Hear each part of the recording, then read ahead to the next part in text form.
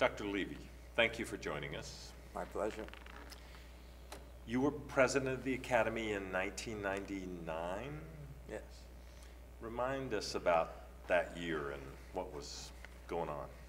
That was a very transitional year. And I would say for much of the year, I was both executive director and president. Wow.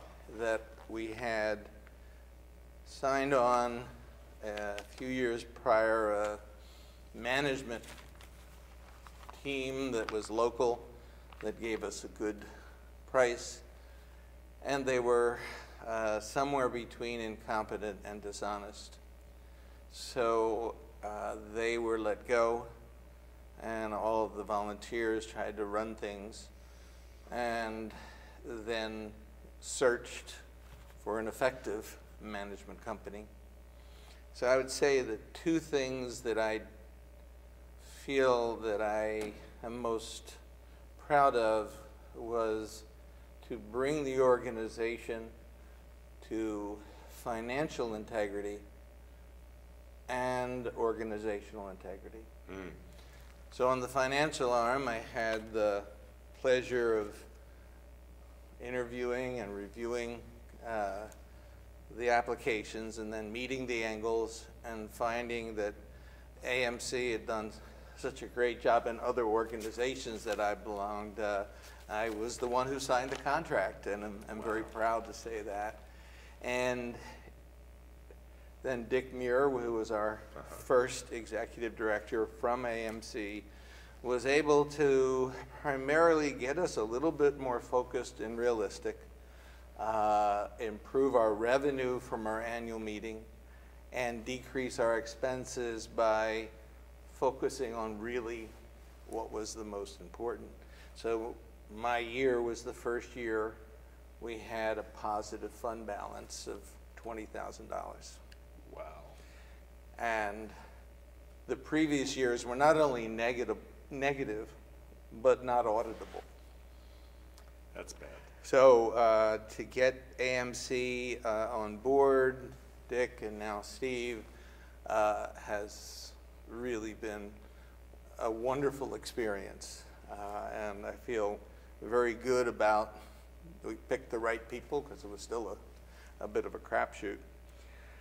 For organizational integrity, 99 was the year that we had hospice doctors, hospice medical directors, and then this group of palliative care consultants, and then the academicians, the Robert Wood Johnson researchers, the Soros PDIA faculty scholars.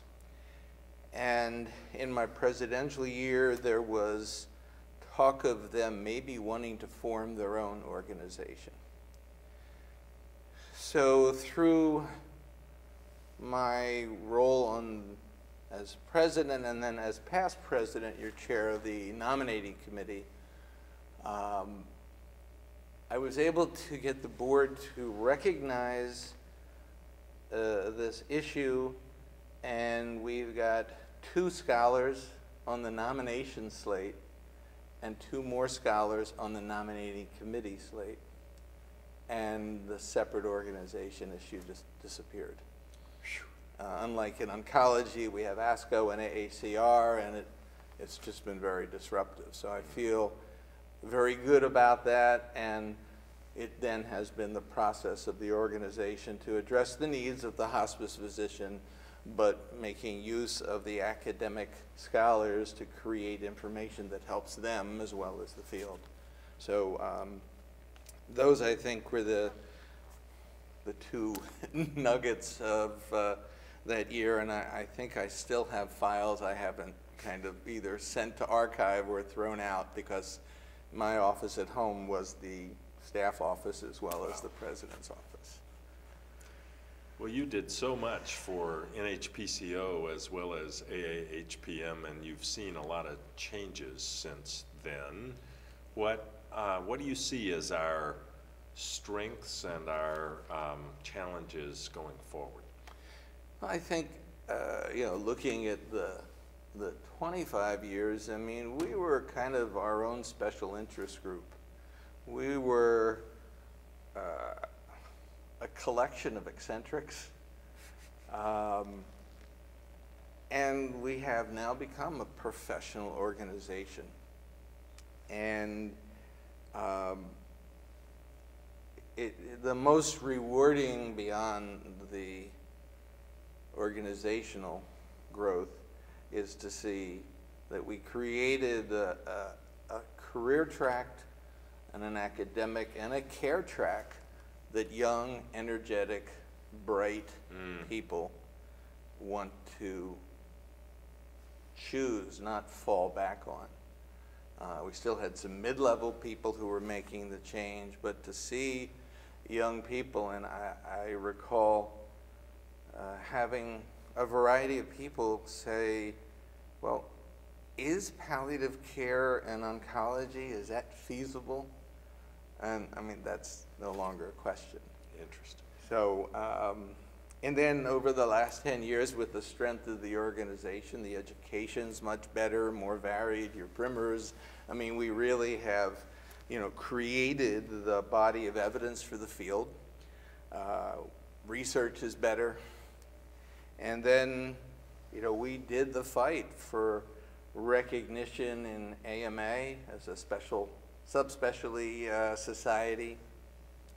Then we created our own board to come up with a good housekeeping seal that you knew something, and then the long fight and the realization that we've gotten the ABMS to recognize us as a true subspecialty, a certificate of added qualification.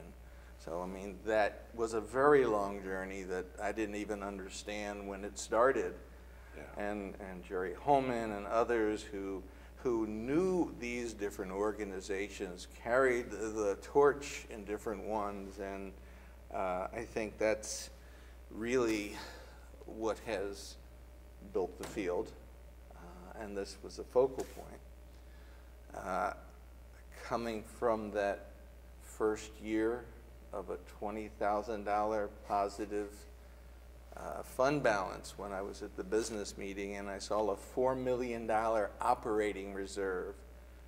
Now, I was on the NHPCO board in the 80s, and I helped create their operating reserve policy, and it was never even a question. I had to keep it in my pocket for the academy.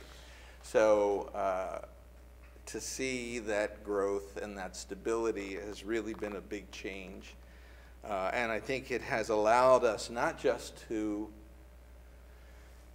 do all those other career building, field building, but it's allowed us to be involved in advocacy and to be a real forum for career development. Yeah. Which, compared to, can I make a living doing this, is like, how do I do this?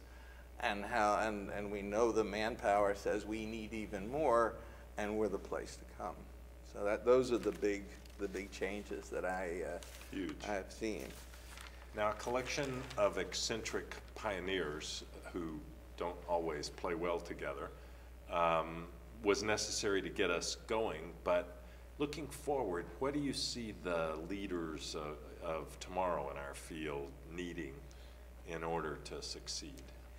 Yeah, we went through a period that each of us felt like we were Johnny Appleseed, Don Quixote, the lone dragon slayer, yeah. Copernicus, Galileo, and so now it is a profession. So just like any profession, we need to continue to develop it. And we need, I think our biggest challenge is we need to continue to develop the mind and the heart. I think that it was initially a calling. It's now a profession, but we shouldn't let go of the privilege and the art of caring for these patients. Yes. And what's interesting is that, so now there's always language change. Well, palliative care was the first and most effective patient family-centered care this country ever saw. Right. And now everybody else is clamoring for it. And that's been our agenda, to push it from dying to not yet dying to serious life-threatening illness. And now there's a movement of advanced illness management. And the reality is we're just trying to do good medical care. With interdisciplinary added, maybe that wasn't part of what we learned in med school, but still it's high quality care. And we have to make sure we have high quality care and that we bring in experts from different fields to teach us how to deal with these new heart assist devices. It's not, and I think the other issue is that hospice started 100% cancer, and now it's 40%. Yeah. Which is the right evolution that we pushed. You don't have to have cancer to have this. So we really need to stay ahead of this and to focus on not just cost-effective, but value-based care. You know, and that information is sort of out there. And so we started as this high-level support group, which networking still happens here. But as Diane Meyer said, we have to be at the table or we'll be on the menu. And we deserve to be at the table, and we are probably best suited to be the solution of healthcare reform. And I think one of the things we need to get ready for is accountable care is going to embrace us. And we're going to have to be prepared to take care of all those patients as these accountable care organizations don't want to spend that money on this expensive care. And even before that becomes fully embedded, healthcare reform is going to stop paying for third and fourth and fifth line interventions in all diseases, which again, hopefully the patients won't be abandoned, they will be referred to palliative care. So I think the leadership traits,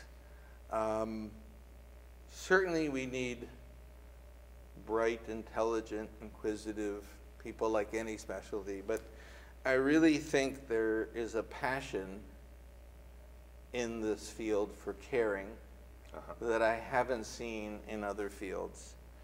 I think that focus on the patient and family as opposed to the war on cancer, where the language of that law talked only about cancer, not the patient experiencing cancer. Right. So we have to keep that alive, that it just doesn't become over-medicalized, oversimplified.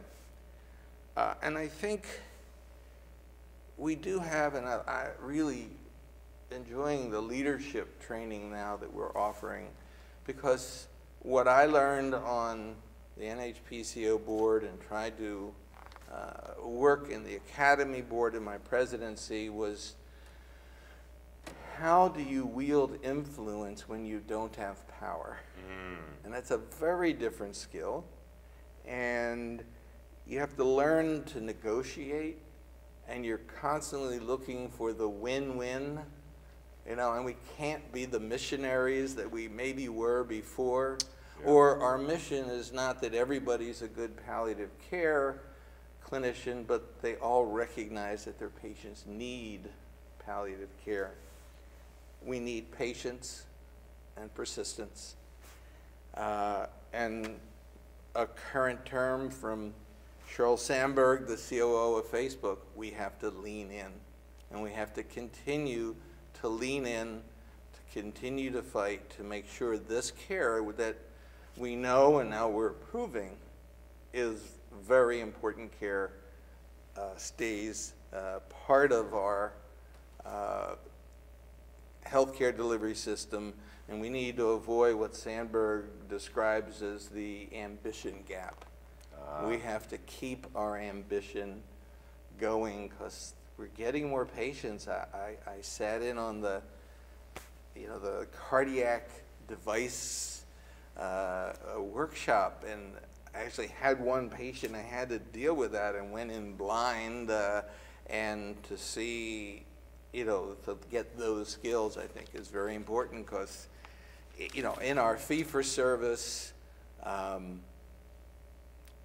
intervention-oriented healthcare, we have patients who still want that stuff. Our society is still death-denying.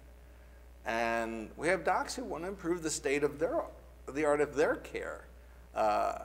When it stops working, we need to make sure we know how to take care of those patients. Yeah. Well, this was wonderful. Thank you very much for your past and continuing leadership.